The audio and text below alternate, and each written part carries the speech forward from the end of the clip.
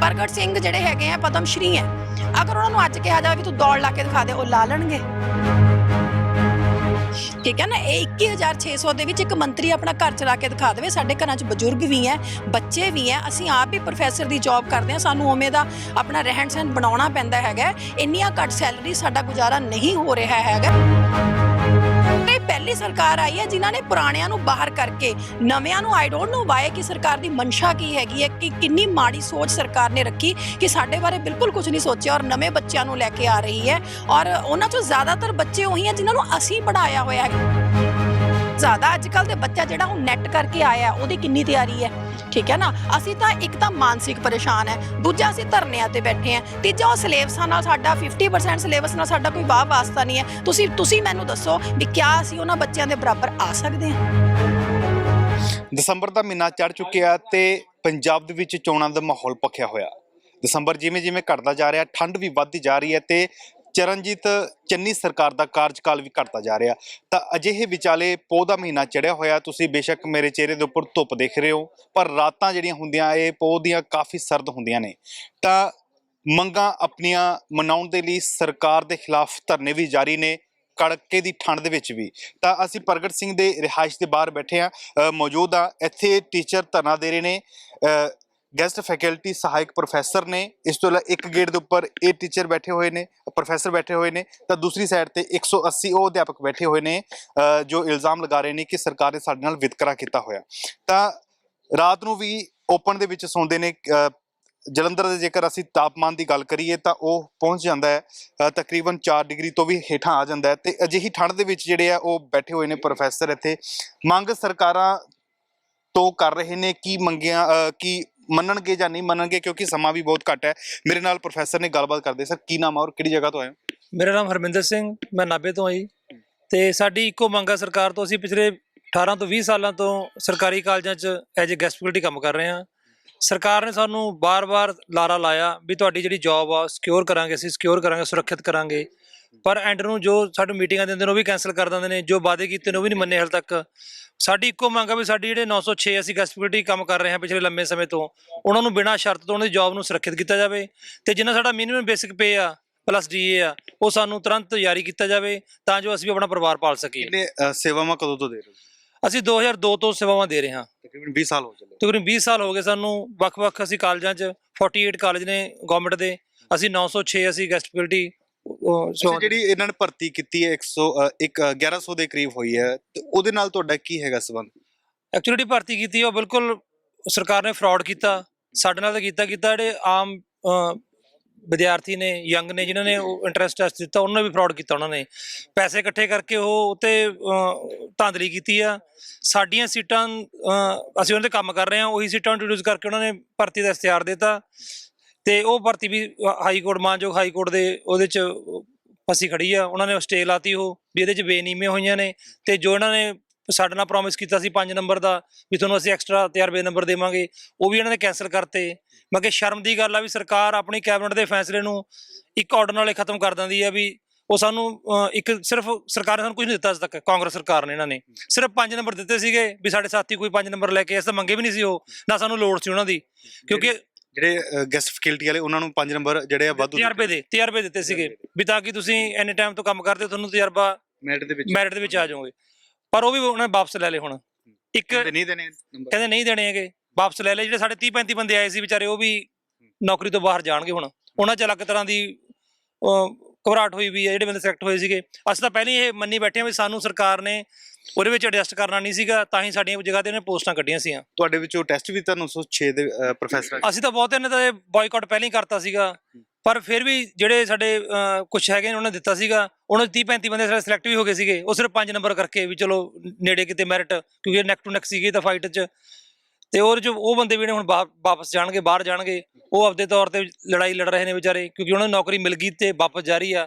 ਅਸੀਂ ਇਹ ਲੜਾਈ ਲੜ ਰਹੇ ਹਾਂ, ਸਾਨੂੰ ਇੰਨੇ ਤਰ੍ਹਾਂ ਨੌਕਰੀ ਕਰ ਰਹੇ ਹਾਂ, ਸਾਨੂੰ ਪੱਕਾ ਕਰਨਾ ਸੀ, ਅਸੀਂ ਫਿਰ 0 ਤੇ ਆ ਗਏ, ਅਸੀਂ ਫਿਰ ਦਰੀਆਂ ਤੇ ਬੈਠੇ ਹਾਂ। ਤੇ ਪਿੱਛੋਂ ਫਿਰ ਕਲਾਸਾਂ ਦਾ ਕਿਵੇਂ ਹੁੰਦਾ ਹੈ? ਕਾਲਜ ਦੇ ਵਿੱਚ ਲੱਗਦੀਆਂ ਔਰ ਸਾਰੇ ਅਧਿਆਪਕ ਜਿਹੜੇ ਧਰਨੇ ਤੇ ਬੈਠੇ ਹੋਏ ਨੇ? ਦੇਖੋ ਜੀ, ਅਸੀਂ ਪਿਛਲੇ 50 ਦਿਨਾਂ ਤੋਂ ਬਿਲਕੁਲ ਸਟ੍ਰਾਈਕ ਤੇ ਹਾਂ। ਸਾਡੇ ਵੱਲੋਂ ਬਿਲਕੁਲ ਬਾਈਕਾਟ ਕੀਤਾ ਹਰੇਕ ਕੰਮ ਦਾ, ਨਾ ਕਲਾਸਾਂ ਦਾ, ਸਾਰੇ ਕੰਮਾਂ ਦਾ ਬਾਈਕਾਟ ਕੀਤਾ। ਜਿਹੜੇ ਸਾਡੇ ਰੈਗੂਲਰ ਪ੍ਰੋਫੈਸਰ ਨੇ 300, ਉਹ ਵੀ ਪਿਛਲੇ 15 ਦਿਨਾਂ ਤੋਂ ਸਟ੍ਰਾਈਕ ਤੇ ਨੇ ਤੇ ਤੁਸੀਂ ਆਪੇ ਦੇਖ ਲਓ ਵੀ 1800 ਪੇ ਕਮਿਸ਼ਨ ਲਾਗੂ ਕਰਨ ਨੂੰ ਲੈ ਕੇ ਧਰਨੇ ਤੇ ਉਹ ਪੇ ਕਮਿਸ਼ਨ ਨੂੰ ਉਹ ਪੇ ਕਮਿਸ਼ਨ ਨੂੰ ਲੈਂਦੇ ਅਸੀਂ ਆਪਦੀ ਬੇਸਿਕ ਜਿਹੜੀ ਨੀਡ ਹੈ ਸਾਡੀ ਰੋਟੀ ਦਾ ਮਸਲਾ ਅਸੀਂ ਉਹਦੇ ਵਾਸਤੇ ਬੈਠੇ ਆ। ਇੱਧਰ ਪ੍ਰੋਫੈਸਰ ਬੈਠੇ ਹੋਏ ਨੇ ਰੈਗੂਲਰ ਵੀ ਔਰ ਕੱਚੇ ਵੀ ਬੈਠੇ ਨੇ, ਦੂਸਰੀ ਸਾਈਡ ਤੇ ਅਧਿਆਪਕ ਬੈਠੇ ਹੋਏ ਨੇ। ਸਿੱਖਿਆ ਦਾ ਢਾਂਚਾ ਜਿਹੜਾ ਹੈ ਉਹ ਬੇਹੱਦ ਕਮਜ਼ੋਰ ਹੁੰਦਾ ਜਾ ਰਿਹਾ ਹੈ ਨਾ। ਬਿਲਕੁਲ ਸਿੱਖਿਆ ਢਾਂਚੇ ਦੀ ਗੱਲ ਕਰੋ, ਢਾਂਚਾ ਹੈ ਹੀ ਨਹੀਂ ਸਿੱਖਿਆ ਦਾ। ਇਹਨਾਂ ਨੇ ਇੰਨੀਆਂ ਵੰਡੀਆਂ ਪਾ ਰੱਖੀਆਂ ਨੇ ਆਪਸ ਚ ਲੜਾਉਣ ਵਾਸਤੇ। ਸਾਡਾ ਇੱਕ ਛੋਟਾ ਜਿਹਾ ਕੈਡਰ ਹੈ, ਇੱਕ ਗਵਰਨਮੈਂਟ ਕਾਲਜ ਦੇ ਸਾਡੇ 1873 ਪੋਸਟਾਂ ਨੇ, ਉਹਦੇ ਚੋਂ 4 ਕੈਡਰ ਕੰਮ ਕਰ ਰਹੇ ਨੇ। ਬਲਕਿ ਸਾਨੂੰ ਲੜਾਉਣ ਵਾਸਤੇ ਇਹੋ ਜਿਹੀ ਕੈਟਾਗਰੀ ਖੜੀ ਕਰ ਦਿੰਦੇ ਨੇ ਜਿਹਦੇ ਨਾਲ ਆਪਸ ਚ ਸਾਡੀ ਫੁੱਟ ਪਈ ਰਹੇ ਤੇ ਸਰਕਾਰ ਆਪਦੀ ਮਨਮਾਨੀ ਕਰੀ ਜਾਵੇ। ਏਕਾ ਨਾ ਹੋ ਸਕੇ, ਏਕਾ ਨਾ ਹੋ ਸਕੇ। ਠੀਕ। ਕੀ ਨਾਮ ਤੁਹਾਡਾ ਔਰ ਕਿਹੜੀ ਜਗ੍ਹਾ? Doctor Manita Joshi, I am from SUS government college Sunam. ਸਮਾਂ ਵੀ ਘੱਟ ਰਹਿ ਗਿਆ ਇਲੈਕਸ਼ਨ ਨੂੰ, ਤਕਰੀਬਨ ਦੇਖਿਆ ਜਾਵੇ ਤਾਂ 10 ਦਿਨ ਰਹਿ ਗਏ ਆ। ਕੋਡ ਆਫ ਕੰਡਕਟ ਵੀ ਜਿਹੜਾ ਲਾਗੂ ਹੋ ਜਾਵੇਗਾ ਤੇ ਅਜਿਹੇ ਵਿਚਾਲੇ ਤੁਹਾਨੂੰ ਲੱਗਦਾ ਵੀ ਸਰਕਾਰ ਉਸ ਨਤੀਜੇ ਤੇ ਪਹੁੰਚ ਪਾਏਗੀ ਜਿਸ ਨੂੰ ਲੈ ਕੇ ਤੁਸੀਂ ਧਰਨਾ ਲਗਾਇਆ ਹੋਇਆ? ਦੇਖੋ, ਇਹ ਗਵਰਨਮੈਂਟ ਦੀ ਮਰਜ਼ੀ ਹੈ। ਜਦੋਂ ਉਹ ਇੱਕ ਐਫੀਡੈਵਿਟ ਦੇ ਨਾਲ 5 ਨੰਬਰ ਵਾਪਿਸ ਲੈ ਸਕਦੀ ਹੈ, ਇੱਕ ਨੋਟੀਫਿਕੇਸ਼ਨ ਦੇ ਨਾਲ ਸਾਡੀਆਂ ਪੁਰਾਣੇ ਸਾਰੇ ਐਕਸਪੀਰੀਐਂਸਿਸ ਨੂੰ ਜ਼ੀਰੋ ਕਰ ਸਕਦੀ ਹੈ। ਅਗਰ ਗਵਰਨਮੈਂਟ ਚਾਹੇ ਤਾਂ ਬਹੁਤ ਜਲਦੀ ਸਾਡਾ ਕੰਮ ਵੀ ਕਰ ਸਕਦੀ ਹੈ। It depends on the government. ਇਹ ਗਵਰਨਮੈਂਟ ਦੀ ਮਰਜ਼ੀ ਤੇ, ਕਿਉਂਕਿ ਜੋ ਗਵਰਨਮੈਂਟ ਦੇ ਵਿੱਚ ਖਿਚੜੀ ਪੱਕ ਰਹੀ ਹੈ ਉਹਦੇ ਵਿੱਚ ਕਿਸੇ ਨੂੰ ਕੁਝ ਨਹੀਂ ਪਤਾ ਹੈਗਾ ਕੀ ਕਰਨਾ ਹੈ ਸਰਕਾਰ ਨੇ। ਪਰ ਜੋ ਸਾਡੀਆਂ ਹੁਣ 2 ਡਿਮਾਂਡਸ ਹੈ, ਜਿਵੇਂ ਕਿ ਸਾਡੇ ਪ੍ਰਧਾਨ ਜੀ ਨੇ ਦੱਸਿਆ ਕਿ ਇੱਕ ਸਾਡੀ ਜੌਬ ਸਿਕਿਉਰਿਟੀ, ਦੂਸਰਾ ਸਾਡੀ ਸੈਲਰੀਜ਼ ਦੇ ਵਿੱਚ ਵਾਧਾ। ਇਹ ਜੋ 2 ਸਾਡੀਆਂ ਡਿਮਾਂਡਸ ਹੈ, ਇਹ ਸਰਕਾਰ ਪੂਰੀਆਂ ਕਰ ਸਕਦੀ ਹੈ ਅਗਰ ਸਰਕਾਰ ਚਾਹੇ ਇੱਕ ਨੋਟੀਫਿਕੇਸ਼ਨ ਦੇ ਨਾਲ। ਇਹਦੇ 'ਚ ਕੋਈ ਬਹੁਤ ਵੱਡਾ ਉਹ ਨਹੀਂ ਹੈਗਾ ਇਸ਼ੂ ਵੀ, ਇਹ ਨਹੀਂ ਹੋ ਸਕਦਾ ਹੈਗਾ। It can happen, it depends on the willingness of the government. ਕਰ ਸਕਦੇ ਆ ਮਤਲਬ? ਯੈਸ ਡੈਫੀਨੇਟਲੀ ਗਵਰਨਮੈਂਟ ਕਰ ਸਕਦੀ ਹੈ। ਇਲੈਕਸ਼ਨ ਦਾ ਵੀ ਸਮਾਂ ਆ ਨੇੜੇ ਆ, ਔਰ ਕਿਉਂ ਲੱਗਦਾ ਵੀ ਸਰਕਾਰ ਰਿਸਕ ਕਿਉਂ ਲਏਗੀ? ਨਹੀਂ, ਸਰਕਾਰ ਨੂੰ ਜਾਇਜ਼ ਮੰਗਾਂ ਮੰਨਣੀਆਂ ਚਾਹੀਦੀਆਂ। ਸਾਡੀਆਂ ਮੰਗਾਂ ਬਿਲਕੁਲ ਹੀ ਜਾਇਜ਼ ਹੈ, ਕਿਉਂਕਿ ਅਸੀਂ ਸਿਰਫ ਔਰ ਸਿਰਫ ਅਸੀਂ ਕੋਈ ਇਹ ਨਹੀਂ ਕਹਿ ਰਹੇ ਗਵਰਨਮੈਂਟ ਨੂੰ ਕਿ ਰੈਗੂਲਰ ਕਰੇ। ਅਸੀਂ ਇਹ ਨਹੀਂ ਕਹਿ ਰਹੇ ਕਿ ਗਵਰਨਮੈਂਟ ਸਾਨੂੰ 1.5 ਲੱਖ 2 ਲੱਖ ਸੈਲਰੀ, ਅਸੀਂ ਇੱਕ ਸਨਮਾਨਜਨਕ ਸੈਲਰੀ ਦੀ ਡਿਮਾਂਡ ਕਰ ਰਹੇ ਹਾਂ ਤਾਂ ਕਿ ਅਸੀਂ ਆਪਣੇ ਪਰਿਵਾਰਾਂ ਨੂੰ ਚਲਾ ਸਕੀਏ। ਕਿਉਂਕਿ 21,600 ਤਨਖਾਹ ਸਾਨੂੰ ਪਿਛਲੇ 5 ਸਾਲਾਂ 'ਚ ਸਰਕਾਰ ਨੇ ਕੋਈ ਵਾਧਾ ਨਹੀਂ ਕਰਿਆ ਹੈਗਾ, ਠੀਕ ਹੈ ਨਾ। ਇਹ 21,600 ਦੇ ਵਿੱਚ ਇੱਕ ਮੰਤਰੀ ਆਪਣਾ ਘਰ ਚਲਾ ਕੇ ਦਿਖਾ ਦੇਵੇ। ਸਾਡੇ ਘਰਾਂ 'ਚ ਬਜ਼ੁਰਗ ਵੀ ਹੈ, ਬੱਚੇ ਵੀ ਹੈ, ਅਸੀਂ ਆਪ ਵੀ ਪ੍ਰੋਫੈਸਰ ਦੀ ਜੌਬ ਕਰਦੇ ਹਾਂ, ਸਾਨੂੰ ਉਵੇਂ ਦਾ ਆਪਣਾ ਰਹਿਣ ਸਹਿਣ ਬਣਾਉਣਾ ਪੈਂਦਾ ਹੈਗਾ। ਇੰਨੀਆਂ ਘੱਟ ਸੈਲਰੀ ਸਾਡਾ ਗੁਜ਼ਾਰਾ ਨਹੀਂ ਹੋ ਰਿਹਾ ਹੈਗਾ। ਅਸੀਂ ਸਰਕਾਰ ਨੂੰ ਕਹਿ ਰਹੇ ਹਾਂ ਵੀ ਸਾਡੀ ਸੈਲਰੀ ਵਧਾਈ ਜਾਵੇ, ਇੱਕ ਰੈਪੂਟੇਟਡ ਸੈਲਰੀ ਸਾਨੂੰ ਦਿੱਤੀ ਜਾਵੇ। ਇਹਦੇ 'ਚ ਇਹ ਕੋਈ ਰਿਸਕ ਵਾਲੀ ਗੱਲ ਨਹੀਂ ਹੈ, ਗਵਰਨਮੈਂਟ ਨੂੰ ਇਹ ਕਰਨਾ ਚਾਹੀਦਾ। ਐਜੂਕੇਸ਼ਨ ਦੇ ਹਿਸਾਬ ਦੇ ਨਾਲ ਸੈਲਰੀ ਤਾਂ ਮਿਲਣੀ ਚਾਹੀਦੀ ਹੈ। ਐਜੂਕੇਸ਼ਨ ਸਾਡੇ ਸਟੇਟਸ MPhil PhD MA ਔਰ ਇਹ ਹਾਈ PhD ਤੋਂ ਉੱਪਰ ਕੋਈ ਡਿਗਰੀ ਨਹੀਂ ਹੈ। ਸਾਰੇ ਸਾਡੇ ਜੋ ਇੱਥੇ PhD ਬੈਠੇ ਲੱਗਦਾ ਇੰਨਾ ਪ੍ਰਗਟ ਸਿੰਘ ਨੇ ਪੜ੍ਹੇ ਹੋਣੇ। ਹਾਂ ਚਲੋ, ਉਹ ਹੁਣ ਸਾਨੂੰ ਲੱਗਦਾ ਸੀ ਕਿਉਂਕਿ ਹਿਸਟਰੀ ਦੇ ਵਿੱਚ ਇਹ ਹੋਇਆ ਹੈ ਕਿ ਗਵਰਨਮੈਂਟ ਨੇ ਆਪਣੇ ਬੈਠੇ ਬੰਦਿਆਂ ਨੂੰ ਪਹਿਲਾਂ ਸੈਟਲ ਕਰਕੇ ਫਿਰ ਉਹਨਾਂ ਨੇ ਨਵਿਆਂ ਬਾਰੇ ਸੋਚਿਆ। ਪਰ ਇਹ ਪਹਿਲੀ ਸਰਕਾਰ ਆਈ ਹੈ ਜਿਨ੍ਹਾਂ ਨੇ ਪੁਰਾਣਿਆਂ ਨੂੰ ਬਾਹਰ ਕਰਕੇ ਨਵਿਆਂ ਨੂੰ, ਆਈ ਡੋਂਟ ਨੋ ਵਾਈ, ਕਿ ਸਰਕਾਰ ਦੀ ਮਨਸ਼ਾ ਕੀ ਹੈਗੀ ਹੈ, ਕਿ ਕਿੰਨੀ ਮਾੜੀ ਸੋਚ ਸਰਕਾਰ ਨੇ ਰੱਖੀ ਕਿ ਸਾਡੇ ਬਾਰੇ ਬਿਲਕੁਲ ਕੁਝ ਨਹੀਂ ਸੋਚਿਆ ਔਰ ਨਵੇਂ ਬੱਚਿਆਂ ਨੂੰ ਲੈ ਕੇ ਆ ਰਹੀ ਹੈ। ਔਰ ਉਹਨਾਂ ਚੋਂ ਜ਼ਿਆਦਾਤਰ ਬੱਚੇ ਉਹੀ ਆ ਜਿਨ੍ਹਾਂ ਨੂੰ ਅਸੀਂ ਪੜ੍ਹਾਇਆ ਹੋਇਆ ਹੈ। ਕਿ ਤੁਸੀਂ ਮੈਨੂੰ ਇੱਕ ਗੱਲ ਦੱਸੋ ਵੀ ਇੱਕ ਬੰਦਾ 20 ਸਾਲ ਦਾ ਪੜ੍ਹਾ ਰਿਹਾ, 20 ਸਾਲ 'ਚ ਉਹਨੇ ਕਾਲਜਾਂ 'ਚ ਪੇਪਰ ਵੀ ਲਏ ਆ, ਚੈੱਕ ਵੀ ਕਰੇ ਆ, ਯੂਥ ਫੈਸਟੀਵਲ ਵੀ ਕਰਾਏ ਆ, NCC ਵੀ ਕਰਿਆ, NSS ਵੀ ਕਰਿਆ। ਇੱਕ ਨਵਾਂ ਬੱਚਾ ਸਿਰਫ ਟੈਸਟ ਦੇ ਕੇ ਅੱਗੇ ਹੋ ਗਿਆ। ਮਤਲਬ ਇਹ ਇਕੁਏਸ਼ਨ ਸਮਝ ਤੋਂ ਬਾਹਰ ਹੈ। ਸਾਡੇ ਕੀ ਸੋਚ ਰਹੇ ਆ, ਸਾਡੇ ਐਜੂਕੇਸ਼ਨ ਮਿਨਿਸਟਰ ਕੀ ਸੋਚ ਰਿਹਾ ਹੈ, ਸਾਡਾ ਸਿੱਖਿਆ ਸਕੱਤਰ, ਇਹ ਟੈਸਟ ਨੂੰ ਲੈ ਕੇ ਕੀ ਤੁਹਾਨੂੰ ਲੱਗਦਾ ਵੀ ਤੁਸੀਂ ਇੱਕ ਇਹ ਵੀ ਹੁੰਦਾ ਨਾ ਖਦਸ਼ੇ ਵੀ ਮੈਂ ਟੈਸਟ ਨਹੀਂ ਦੇਣਾ, ਸ਼ਾਇਦ ਮੈਂ ਨਾ ਨੰਬਰ ਲੈ ਪਾਵਾਂਗਾ ਜੋ ਮੈਰਿਟ ਲਿਸਟ ਦੇ ਵਿੱਚ ਨਾ ਆ ਪਾਵਾਂ, ਇਹ ਵੀ ਹੈ ਖਦਸ਼ੇ ਜਾਂ ਤੁਸੀਂ ਟੈਸਟ ਕਲੀਅਰ ਕਰ ਸਕਦੇ ਹੋ? ਦੇਖੋ ਹੁਣ ਤੁਸੀਂ ਮੇਰੀ ਗੱਲ ਨੂੰ ਸਮਝੋ। 2002 ਦੇ ਵਿੱਚ MA ਕੀਤੀ ਹੈ ਮੈਨੇ। ਉਸ ਟਾਈਮ ਅਗਰ ਸਰਕਾਰ ਪੋਸਟਾਂ ਕੱਢਦੀ, ਟੈਸਟ ਲੈਂਦੀ ਤਾਂ ਡੈਫੀਨੇਟਲੀ ਅਸੀਂ ਟੌਪ ਕਰਦੇ। ਪਰ ਹੁਣ ਸਾਡਾ ਇੱਕ ਗੈਪ ਬਣ ਗਿਆ। ਅਸੀਂ ਹੁਣ ਜਿਵੇਂ ਮੈਂ ਗ੍ਰੈਜੂਏਸ਼ਨ ਕਲਾਸਿਸ ਨੂੰ ਪੜ੍ਹਾ ਰਹੀ ਹਾਂ, ਅਸੀਂ ਗ੍ਰੈਜੂਏਸ਼ਨ ਜ਼ਿਆਦਾਤਰ ਕਾਲਜ ਗ੍ਰੈਜੂਏਸ਼ਨ ਲੈਵਲ ਦੇ ਹਾਂ, ਅਸੀਂ ਹੁਣ ਉਹ ਸਿਲੇਬਸ ਪੜ੍ਹ ਰਹੇ ਹਾਂ, ਉਸੇ ਸਿਲੇਬਸ ਨੂੰ ਪੜ੍ਹਾ ਰਹੇ ਹਾਂ। ਜਿਹੜਾ ਸਿਲੇਬਸ ਇਹਨਾਂ ਨੇ ਨੈਟ ਲੈਵਲ ਦਾ ਪਾਇਆ ਉਹਦੇ ਵਿੱਚ ਬਹੁਤ ਕੁਝ ਨਵਾਂ ਹੈ ਜੋ ਸਾਡੇ ਏਰੀਆ 'ਚ ਨਹੀਂ ਆਉਂਦਾ। ਡੈਫੀਨੇਟਲੀ ਅਸੀਂ 10-15 ਕੁਐਸਚਨ ਪਿੱਛੇ ਜਾਵਾਂਗੇ ਹੀ ਜਾਵਾਂਗੇ। ਜਿਹੜਾ ਬੱਚਾ ਫਰੈਸ਼ ਪੜ੍ਹਿਆ ਤੇ ਜਿਹੜਾ ਟੀਚਰ ਨੇ ਕਾਫੀ ਟਾਈਮ ਤੋਂ ਸਿਲੇਬਸ ਛੱਡਿਆ ਹੋਇਆ ਹੈਗਾ, ਉਹਨਾਂ ਦੇ ਵਿੱਚ 10-15 ਨੰਬਰ ਦਾ ਗੈਪ ਰਹੇਗਾ ਤਾਂ ਇਟ ਇਜ਼ ਕਨਫਰਮ ਕਿ ਸਾਡੇ ਚੋਂ ਬਹੁਤ ਘੱਟ ਲੋਕ ਹੀ, ਬਹੁਤ ਘੱਟ ਫੈਕਲਟੀ ਹੀ ਇਹਦੇ ਵਿੱਚ ਆਊਗੀ। ਔਰ ਇਹ ਹਰੇਕ ਨੂੰ ਪਤਾ ਹੈ। ਔਰ ਕੰਪੀਟੀਸ਼ਨ ਵੀ ਵਧਿਆ ਹੋਣਾ ਕਾਫੀ ਵੱਡਾ, ਬਹੁਤ ਜ਼ਿਆਦਾ। ਅੱਜ ਕੱਲ ਦੇ ਬੱਚਾ ਜਿਹੜਾ ਹੁਣ ਨੈਟ ਕਰਕੇ ਆਇਆ ਉਹਦੀ ਕਿੰਨੀ ਤਿਆਰੀ ਹੈ, ਠੀਕ ਹੈ ਨਾ। ਅਸੀਂ ਤਾਂ ਇੱਕ ਤਾਂ ਮਾਨਸਿਕ ਪਰੇਸ਼ਾਨ ਹੈ, ਦੂਜਾ ਅਸੀਂ ਧਰਨਿਆਂ ਤੇ ਬੈਠੇ ਹਾਂ, ਤੀਜਾ ਉਹ ਸਿਲੇਬਸਾਂ ਨਾਲ ਸਾਡਾ 50% ਸਿਲੇਬਸ ਨਾਲ ਸਾਡਾ ਕੋਈ ਵਾਹ ਵਾਸਤਾ ਨਹੀਂ ਹੈ। ਤੁਸੀਂ ਮੈਨੂੰ ਦੱਸੋ ਵੀ ਕਿਆ ਅਸੀਂ ਉਹਨਾਂ ਬੱਚਿਆਂ ਦੇ ਬਰਾਬਰ ਆ ਸਕਦੇ ਹਾਂ? ਤੁਸੀਂ ਮੈਨੂੰ ਜਵਾਬ ਦਿਓ ਇਸ ਗੱਲ ਦਾ। ਅਸੀਂ ਨਹੀਂ ਆ ਸਕਦੇ, ਇਹ ਗੱਲ ਸਰਕਾਰ ਨੂੰ ਵੀ ਪਤਾ ਹੈ। ਪ੍ਰਗਟ ਸਿੰਘ ਜਿਹੜੇ ਹੈਗੇ ਆ ਪਦਮ ਸ਼੍ਰੀ ਹੈ, ਅਗਰ ਉਹਨਾਂ ਨੂੰ ਅੱਜ ਕਿਹਾ ਜਾਵੇ ਵੀ ਤੂੰ ਦੌੜ ਲਾ ਕੇ ਦਿਖਾ ਦੇ, ਉਹ ਲਾ ਲੈਣਗੇ। ਉਸ ਟਾਈਮ 'ਚ ਉਹ ਟੌਪ ਤੇ ਸੀਗੇ। ਤਾਂ ਇਹ ਇੱਕ ਟਾਈਮ ਹੁੰਦਾ ਹੈਗਾ, ਇਸ ਟਾਈਮ ਨੂੰ ਸਰਕਾਰ ਨੂੰ ਸਮਝਣਾ ਚਾਹੀਦਾ। ਅਸੀਂ ਪੁਰਾਣੇ ਇੱਥੇ ਕੰਮ ਕਰਦੇ ਆ, ਸਾਡੇ ਐਕਸਪੀਰੀਅੰਸ ਸਰਕਾਰ ਨੂੰ ਮੰਨ ਕੇ ਸਾਡੀਆਂ ਜੌਬ ਸਿਕਿਉਰਿਟੀ ਤੇ ਸਾਨੂੰ ਇੱਕ ਰਿਪਿਊਟਡ ਸੈਲਰੀ ਜਿਹੜੀ ਹੈਗੀ ਦੇਣੀ ਚਾਹੀਦੀ, ਤਾਂ ਕਿ ਅਸੀਂ ਸਰਕਾਰ ਦਾ ਜਿਹੜਾ ਹੈਗਾ ਇਹ ਕਾਲਜ, ਕਿਉਂਕਿ ਕਾਫੀ ਟਾਈਮ ਤੋਂ ਚਲਾਏ ਆ ਪੀਟੀਏ ਫੰਡਾਂ 'ਚੋਂ, ਅਸੀਂ ਸਰ 175 ਰੁਪਇਆ ਘੰਟਾ ਦੇ ਹਿਸਾਬ ਨਾਲ ਅਸੀਂ ਕੰਮ ਕਰਦੇ ਸੀ, ਔਰ 6 ਮਹੀਨੇ ਸਿਰਫ ਅਸੀਂ ਕੰਮ ਕਰਦੇ ਸੀ, 6 ਮਹੀਨੇ ਅਸੀਂ ਘਰ ਰਹਿੰਦੇ ਸੀ, ਕਿਉਂਕਿ ਗਵਰਨਮੈਂਟ ਦੀ ਪਾਲਿਸੀ ਐਸੀ ਸੀਗੀ। ਸਾਡੇ recruitment government law and order ਦੇ ਅਕੋਰਡਿੰਗ ਹੀ ਹੋਈਆਂ ਹੈਗੀਆਂ। ਅਸੀਂ ਆਪਣੇ ਆਪ ਤਾਂ ਰਜਿਸਟਰ ਚੱਕ ਕੇ ਕਾਲਜਾਂ 'ਚ ਪੜ੍ਹਾਉਣ ਨਹੀਂ ਲੱਗੇ ਹੈਗੇ, ਠੀਕ ਹੈ ਨਾ। ਹੁਣ ਇੱਕ ਨਵੀਂ ਸਰਕਾਰ ਆ ਕੇ ਪੁਰਾਣੇ ਰੂਲਸ ਨੂੰ ਡਿਫਾਈਨ ਕਰਦੀ ਹੈ, ਪੁਰਾਣੇ ਰੂਲਸ ਨੂੰ ਗਲਤ ਕਹਿ ਰਹੀ ਹੈਗੀ ਹੈ, ਤਾਂ ਇਹ ਸਾਰੀ ਜਿਹੜੀ ਖਿਚੜੀ ਹੈ ਸਰਕਾਰ ਦੀ ਆਪਣੀ ਗਲਤੀ ਹੈ, ਸਰਕਾਰ ਭੁਗਤੇ, ਇਹਦਾ ਹਰਜਾਨਾ ਸਾਡੇ ਸਿਰ ਨਾ ਪਾਇਆ ਜਾਵੇ। ਹਾਂਜੀ ਬਾਈ ਜੀ, ਕੀ ਨਾਮ ਹੈ ਔਰ ਕਿਹੜੀ ਜਗ੍ਹਾ ਤੋਂ ਆਏ ਹੋ? ਹਾਂਜੀ ਸਰ, ਮੇਰਾ ਨਾਮ ਮੰਗਲਜੀਤ ਹੈ, ਪੰਜਾਬ ਸਟੂਡੈਂਟ ਯੂਨੀਅਨ ਤੋਂ ਸੂਬਾ ਪ੍ਰੈਸ ਸੈਕਟਰੀ ਹੈ। ਇਹਨਾਂ ਦੀ ਸਪੋਰਟ ਹਮਾਇਤ 'ਚ ਆਏ ਹਾਂ ਅਸੀਂ, ਕਿਉਂਕਿ ਜਿੰਨੇ ਪ੍ਰੋਫੈਸਰ ਸਾਹਿਬਾਨ ਬੈਠੇ ਨੇ, ਕਿਉਂਕਿ ਲਗਭਗ ਜੇਕਰ ਦੇਖੀਏ ਤਾਂ ਲਗਭਗ 20 ਸਾਲ ਕਿਸੇ ਬੱਚੇ ਨੂੰ ਪੜ੍ਹਾਇਆ, ਅੱਜ 20 ਸਾਲ ਦਾ ਬੱਚਾ ਵੀ 40 ਸਾਲ ਦੀ ਉਮਰ 'ਚ ਚਲਾ ਗਿਆ। ਜੇਕਰ ਟੀਚਰ ਕਿਸੇ ਬੱਚੇ ਦਾ ਫਿਊਚਰ ਸੇਫ ਕਰਕੇ ਆਪਣੀ ਜ਼ਿੰਦਗੀ ਦਾ ਸਾਰਾ ਸਮਾਂ ਲੱਗ ਕਰਦੇ ਨੇ, ਸਰਕਾਰ ਦਾ ਫਰਜ਼ ਬਣਦਾ ਕਿ ਜੇਕਰ ਉਹ ਉਸ ਸਮੇਂ ਦੇ ਵਿੱਚ ਏਡੇ ਵਿਦਿਆਰਥੀਆਂ ਨੂੰ ਪੈਦਾ ਕਰ ਸਕਦੇ ਨੇ, ਉਹਨਾਂ ਦਾ ਫਿਊਚਰ ਜਿਹੜਾ ਹਨੇਰੇ 'ਚ ਨਹੀਂ ਸੁੱਟਣਾ ਚਾਹੀਦਾ। ਅਸੀਂ ਵਿਦਿਆਰਥੀ ਯੂਨੀਅਨ ਵੱਲੋਂ ਮੰਗ ਕਰਦੇ ਹਾਂ ਕਿ ਜਿਹੜੇ ਟੀਚਰ ਇੰਨੇ ਲੰਮੇ ਸਮੇਂ ਤੋਂ ਪੜ੍ਹਾ ਰਹੇ ਨੇ, ਉਹਨਾਂ ਦੀਆਂ ਜੋ ਜੈਨੂਅਲ ਮੰਗਾਂ ਨੇ ਉਹਨਾਂ ਨੂੰ ਫੌਰਨ ਮੰਨਣਾ ਚਾਹੀਦਾ ਆ।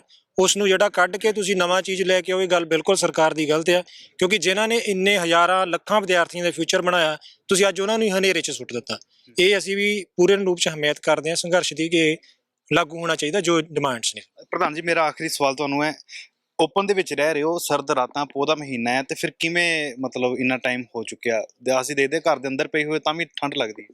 ਬਿਲਕੁਲ, ਅਸੀਂ ਪਰਸੋਂ ਤੋਂ ਕੱਲ ਦੀ ਰਾਤ ਤੇ ਪਰਸੋਂ ਦੀ ਰਾਤ ਬਿਲਕੁਲ ਓਪਨ 에ਅਰ ਅਸੀਂ ਗੁਜ਼ਾਰੀ ਆ। ਸਾਡੀਆਂ ਰਜਾਈਆਂ ਨਾ ਸਵੇਰੇ ਉੱਠਦੇ ਆ ਜਦੋਂ ਜਿਵੇਂ ਗਿੱਲੀਆਂ ਕਰੀ ਹੁੰਦੀਆਂ ਨੇ ਉਵੇਂ ਹੁੰਦੀਆਂ ਨੇ। ਟੈਂਟ ਲਾਉਣ ਸਾਨੂੰ ਇਜਾਜ਼ਤ ਦਿੱਤੀ ਪ੍ਰਸ਼ਾਸਨ ਨੇ, ਉਰੇ 2-3 ਵਾਰੀ ਉਹ ਟੈਂਟ ਸਾਹਮਣੇ ਪਿਆ, ਕੈਮਰਾ ਦਿਖਾ ਦਿਓ।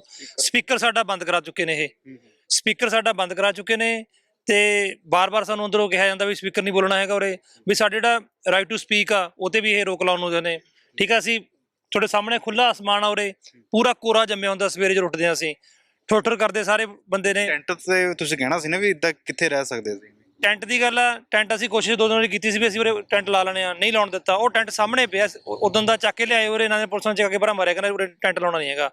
ਇਸ ਲਈ ਇਹ ਧੱਕਾਸ਼ਾਹੀ ਕਰ ਰਹੀ ਹੈ ਗਵਰਨਮੈਂਟ। ਅਸੀਂ ਚੱਲ ਰਹੇ ਹਾਂ, ਚੱਲਾਂਗੇ, ਅੜੇ ਹਾਂ, ਅੜੇ ਰਹਾਂਗੇ। ਜੇ ਤਾਂ ਕੁਝ ਕਰਦੀ ਹੈ ਤਾਂ ਠੀਕ ਆ, ਨਹੀਂ ਇਹਦਾ ਕੀ ਅਸੀਂ ਸਾਰੇ ਪਾਸੋਂ ਘੇਰ ਲਾਂਗੇ ਉਰੇ, ਅੰਦਰ ਵੀ ਬਣ ਦਿੰਦੇ ਇਹਨੂੰ। ਸਾਡੇ ਤੇ ਇੱਕ ਰਸਤਾ ਛੱਡ ਕੇ ਬੈਠੇ ਆ ਉਰੇ। ਜੇ ਕੱਲ ਦੀ ਮੀਟਿੰਗ ਸਾਡੀ ਕਾਮਯਾਬ ਨਾ ਹੋਈ, ਕੱਲ ਦੀ ਮੀਟਿੰਗ ਦਿੱਤੀ ਹੋਈ ਨੇ ਸਾਨੂੰ, ਜੇ ਨਾ ਕਾਮਯਾਬ ਹੋਈ ਅਸੀਂ ਸਾਰੇ ਪਾਸੇ ਕਲੋਨੀ ਜਾਮ ਕਰ ਦਾਂਗੇ। ਸਾਰਾ ਪੰਜਾਬ, ਚਾਹੇ ਵਿਦਿਆਰਥੀ ਯੂਨੀਅਨ ਹੈ, ਜੇ ਕਿਸਾਨ ਯੂਨੀਅਨ ਆ, ਸਾਡੇ ਇਹ ਦੇਖ ਰਹੀ ਹੈ ਵੀ ਕਰ ਰਹੇ ਨੇ ਕੁਝ, ਨਹੀਂ ਅਸੀਂ ਸਾਰੇ ਆ ਕੇ ਉਰੇ ਬੈਠਣ ਨੂੰ ਤਿਆਰ ਆ। ਇਹ ਸਾਰੀ ਕਲੋਨੀ ਦਾ ਅਸੀਂ ਗੇਟ ਜੇ ਘੇਰ ਲਾਣੇ ਨੇ, ਫਿਰ ਲੰਘ ਕੇ ਦਿਖਾਓ ਕਿੱਧਰ ਲੰਘਦਾ ਕੋਈ ਉਰੇ। ਅੱਜ ਤੱਕ ਦਾ ਅਲਟੀਮੇਟਮ ਹੈ, ਕੱਲ ਦੀ ਮੀਟਿੰਗ 'ਚ ਕੋਈ ਡਿਸੀਜਨ ਜਿਹੜਾ ਜ਼ਰੂਰੀ ਬਣਦਾ। ਬਿਲਕੁਲ, ਜੇ ਕੱਲ ਨੂੰ ਸਾਡੇ ਹੱਕ 'ਚ ਕਰਦੇ ਨੇ ਕੋਈ ਫੈਸਲਾ ਤਾਂ ਠੀਕ ਆ, ਨਹੀਂ ਫਿਰ ਅਸੀਂ ਆਪਦਾ ਮਨ ਬਣਾਈ ਬੈਠੇ ਹਾਂ। ਜੋ ਅਸੀਂ ਕਰਨਾ, ਜਿਹੜਾ ਇਹਨਾਂ ਨੇ ਕਰਨਾ ਇਹ ਵੀ ਕਰ ਲੈਣ, ਫਿਰ ਜੋ ਅਸੀਂ ਕਰਨਾ ਅਸੀਂ ਕਰਨ ਨੂੰ ਤਿਆਰ ਬੈਠੇ ਹਾਂ। ਤਾਂ ਬਿਲਕੁਲ ਸਮਾਂ ਜਿਹੜਾ ਉਹ ਜਿਵੇਂ ਪਹਿਲਾਂ ਦੱਸਿਆ ਕਿ ਘੱਟ ਹੈ ਸਮਾਂ, ਔਰ ਚੋਣਾਂ ਦਾ ਜਿਹੜਾ ਚੋਣ ਜ਼ਾਬਤਾ ਲੱਗਣ ਨੂੰ ਵੀ ਤਕਰੀਬਨ 10 ਦਿਨ ਦਾ ਸਮਾਂ ਹੈ। ਇਲੈਕਸ਼ਨ ਕਮਿਸ਼ਨ ਜਿਹੜਾ ਆਪਣਾ ਉਹ ਜਾਰੀ ਕਰ ਦੇਵੇਗਾ ਲਿਸਟਾਂ ਵੀ ਕਦੋਂ ਤੋਂ ਇਲੈਕਸ਼ਨ ਹੋਣੇ ਆ, ਤਾਂ ਉਦੋਂ ਤੋਂ ਹੀ ਪੰਜਾਬ ਦੇ ਵਿੱਚ ਜਿੰਨੀ ਵੀ ਸਰਕਾਰ ਦੀ ਐਕਟੀਵਿਟੀ ਉਹ ਸਾਰੀ ਰੁਕ ਜਾਣੀ ਹੈ। ਤੇ ਇਸ ਤੋਂ ਪਹਿਲਾਂ ਆਪਣੀਆਂ ਮੰਗਾਂ ਨੂੰ ਲੈ ਕੇ ਪ੍ਰੋਫੈਸਰ ਬੈਠੇ ਹੋਏ ਨੇ, ਟੀਚਰ ਬੈਠੇ ਹੋਏ ਨੇ, ਜਾਂ ਫਿਰ ਹੋਰ ਜਿਹੜੇ ਸਰਕਾਰੀ ਦਫ਼ਤਰਾਂ ਦੇ ਵਿੱਚ ਕੰਮ ਕਰਦੇ ਨੇ, ਉਹ ਪੇ ਕਮਿਸ਼ਨ ਨੂੰ ਲੈ ਕੇ ਸਰਕਾਰ ਦੇ ਖਿਲਾਫ ਧਰਨੇ ਦਿੱਤੇ ਜਾ ਰਹੇ ਨੇ। ਦੇਖਿਆ ਜਾਵੇ ਤਾਂ ਜੇਕਰ ਪੰਜਾਬ ਦੇ ਵਿੱਚ ਕਾਂਗਰਸ ਸਰਕਾਰ ਨੇ ਸੀਐਮ ਦਾ ਚਿਹਰਾ ਬਦਲਿਆ ਜਾਂ ਫਿਰ ਪੋਰਟਫੋਲੀਓ ਬਦਲਿਆ, ਤੇ ਉਸ ਦੇ ਨਾਲ ਧਰਨਿਆਂ ਦਾ ਸਥਾਨ ਵੀ ਬਦਲ ਚੁੱਕਿਆ। ਪਹਿਲਾਂ ਸਿੱਖਿਆ ਮੰਤਰੀ ਵਿਜੇਂਦਰ ਸਿੰਘ ਜੋ ਤਤਕਾਲੀ ਹੈਗੇ, ਉਹਨਾਂ ਦੇ ਸ਼ਹਿਰ ਸੰਗਰੂਰ ਦੇ ਵਿੱਚ ਲੱਗਦੇ ਸੀ, ਤਾਂ ਹੁਣ ਪ੍ਰਗਟ ਸਿੰਘ ਦੇ ਸ਼ਹਿਰ ਜਲੰਧਰ ਦੇ ਵਿੱਚ, ਜਲੰਧਰ ਕੈਂਟ ਦੇ ਵਿੱਚ ਧਰਨੇ ਜਿਹੜੇ ਆ ਉਹ ਲੱਗਣੇ ਸ਼ੁਰੂ ਹੋ ਚੁੱਕੇ ਨੇ। ਕੈਮਰਾ ਪਰਸਨ ਮੋਨੂ ਦੇ ਨਾਲ ਰਾਹੁਲ ਕਾਲਾ, ਜਗਬਾਣੀ ਟੀਵੀ ਜਲੰਧਰ।